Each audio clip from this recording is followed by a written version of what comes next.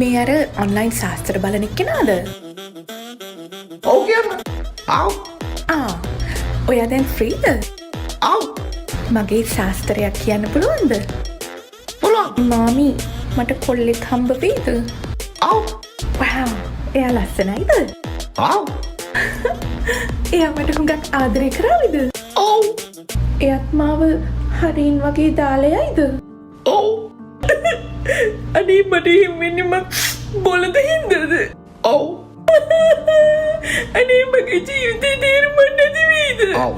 අනේ මට වචනකින්වත් උදව් කරන්න බැරිද? පුළුවන්. මට හම්බ වෙන කොල්ලා අද හෙටම කතා කරයිද? ඔව්. අදම? ඔව්. මේ දැන්? ඔව්. I heard about you long before we met. එයත් හරි කියුට් ශාස්ත්‍රඥ. එයා නේදී මට හම්බ වෙන කොල්ලා. මට බබාලා 3 දෙනෙක් ඉන්නවා. කමක් නෑනේ. One last thing. මං ගෙදර රෙන්ට් එක ගෙවලා නැහැ මාසෙකින් විතර.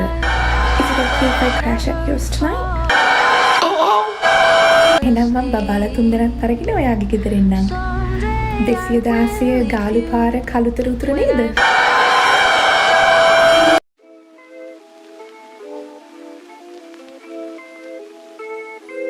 ආව්. මං දැන් එනවා. එයා මට ආදරේද? ආව්.